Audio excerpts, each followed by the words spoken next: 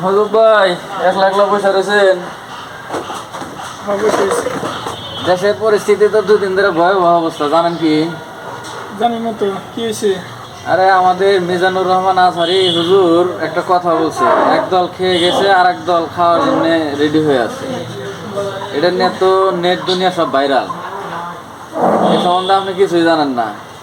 না জানি না তো। এখন এটা নিয়ে তো তুমুল আলোচনা, এর মধ্যে আবার কেউ এইটুক নিয়ে ব্যস্ত, কিন্তু মিজানুর রহমান আজহারি বলছে একদল খেয়ে গেছে আর এক দল খাওয়ার জন্য তৈরি হয়ে রয়েছে, রেডি। এখন এরপরে বলছে এরকম আমরা চাই না, আমরা চাই সার্বভৌমত্ব বাংলাদেশ, আমরা চাই দুর্নীতিমুক্ত বাংলাদেশ।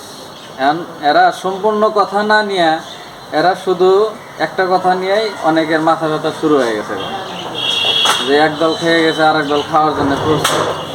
এই নিয়ে আপনার কিছু বলার থাকলে বলেন। কি বলবো ভাই, বাংলাদেশের মানুষই এরকম। তা ঠিক আছে, বাংলাদেশের মানুষ এরকম অল্প একটু শুনে শুনে মানে অল্প একটু শুনে মানে পুরাটা যে মানে বিস্তারিত ওটা যে কি জিনিস ওটা তার শোনে না, পুরাটা না শুনে অল্প কিছু শুনে একজনে ফালাফালি করে লাফালাফি করে। আমিও সেটাই ভাবি যে অল্প একটু শুনে এখন অনেক দলের মাথা ব্যথা শুরু হয়ে গেছে। এখন আমরা কথাটা ভালো করে শুনবো, বুঝবো, তারপরে কথার উত্তর দেব। কিন্তু ওই অল্প একটু শুনলাম, শুনে কথা শুরু করলাম, এটা তো হয় না। এখন বাংলাদেশের মানুষ ভাই এরকম। কি বলবো, আমাদের মিজানুর রহমান আজহারি এত বড় বক্তা, ইনি কি রাজনীতি করে নাকি? কোন দলের না, এটা তো আমরা সবাই জানে। ঠিক আছে, সে একজনের ইসলামিক বক্তা, স্কলারশিপ বক্তা।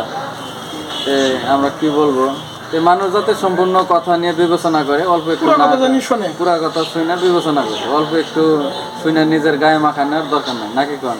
ঠিক।